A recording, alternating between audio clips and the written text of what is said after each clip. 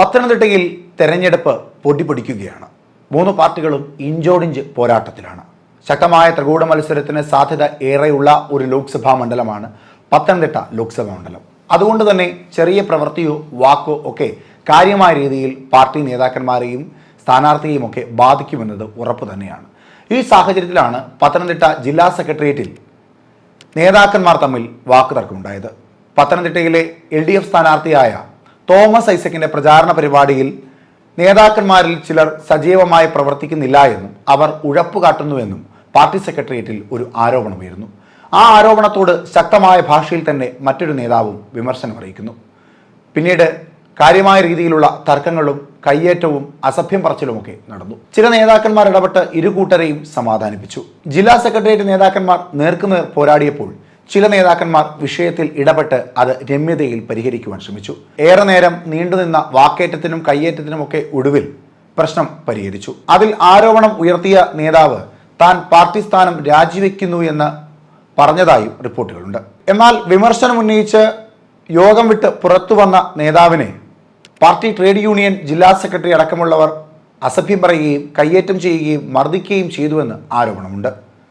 ഇതേ തുടർന്ന് ജില്ലാ നേതൃത്വത്തിന് പരാതി നൽകിയെങ്കിലും പാർട്ടി നേതാക്കന്മാരാരും ഈ വിഷയത്തിൽ കാര്യമായി പ്രതികരിച്ചിട്ടില്ല.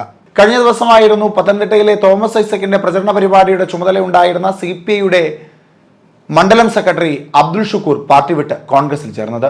പാർട്ടിയുടെ പോക്ക് ശരിയല്ല എന്നും ഇനി കൃത്യമായി പ്രവർത്തിക്കുവാൻ കഴിയുന്ന പ്രസ്ഥാനം കോൺഗ്രസ് ആണെന്നും തിരിച്ചറിഞ്ഞാണ് താൻ പാർട്ടി വിട്ട് കോൺഗ്രസിലേക്ക് പോയത് എന്ന ശക്തമായ ഒരു ആരോപണം കൂടി അദ്ദേഹത്തിന്റെ ഭാഗത്തു നിന്ന് ഉയർന്നിരുന്നു.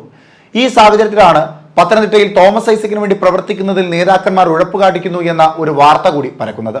ഇത് കാര്യമായ രീതിയിൽ തന്നെ പത്തനംതിട്ടയിലെ ഇടതുപക്ഷ സ്ഥാനാർത്ഥിയെയും ഇടതുപക്ഷത്തിന്റെ വിജയപ്രതീക്ഷയും ഒക്കെ ബാധിക്കുമെന്ന് തീർച്ചയായും പറയുവാൻ സാധിക്കും. എന്തായാലും ലോക്സഭാ തെരഞ്ഞെടുപ്പിൽ കാര്യമായ രീതിയിൽ വിജയം എന്നത് ഇടതുപക്ഷത്തിന്റെ വളരെ പ്രധാനപ്പെട്ട ഒരു കാര്യമാണ്. അതിൽ വിജയപ്രതീക്ഷ ഏറെയുള്ള ഒരു സ്ഥാനാർത്ഥിയാണ് തോമസ് ഐസക്. പത്തനംതിട്ടയിൽ കഴിഞ്ഞ കുറേ നാളുകളായി സംഘടനാ പ്രവർത്തനത്തിന്റെ ഭാഗമായി അവിടെ തന്നെ സജീവമായി പ്രവർത്തിക്കുന്ന ഒരു നേതാവാണ് തോമസ് ഐസക്. അതുകൊണ്ട് തന്നെയാണ് പത്തനംതിട്ട ലോക്സഭാ മണ്ഡലത്തിൽ തോമസ് ഐസക്കിനെ സ്ഥാനാർത്ഥിയാക്കിയത്. എന്നാൽ നിലവിലത്തെ സാഹചര്യം തോമസ് ഐസക്കിനും പാർട്ടിക്കും വലിയ ക്ഷീണമുണ്ടാക്കുന്ന തരത്തിലേക്ക് തന്നെയാണ് പോകുന്നത്. പാർട്ടിയിൽ നിന്ന് ചിലർ കോൺഗ്രസിലേക്ക് പോകുന്നു. പാർട്ടിക്കുള്ളിൽ വലിയ സംഘർഷങ്ങൾ നടക്കുന്നു. പാർട്ടി നേതാക്കന്മാർ പാർട്ടി വിട്ട് രാജിവെക്കുമെന്ന് അറിയിക്കുകയും ചെയ്യുന്നു. ഈ സാഹചര്യമൊക്കെ നിലനിൽക്കുമ്പോഴും പ്രശ്നങ്ങളെയെല്ലാം ശക്തമായും രമ്യതയിലും പരിഹരിച്ചുകൊണ്ട് പ്രചരണ പരിപാടിയിൽ മുൻപന്തിയിൽ തന്നെ ഉണ്ടാകുമെന്നും തോമസ് ഐസക് ആത്മവിശ്വാസം പ്രകടിപ്പിക്കുന്നു.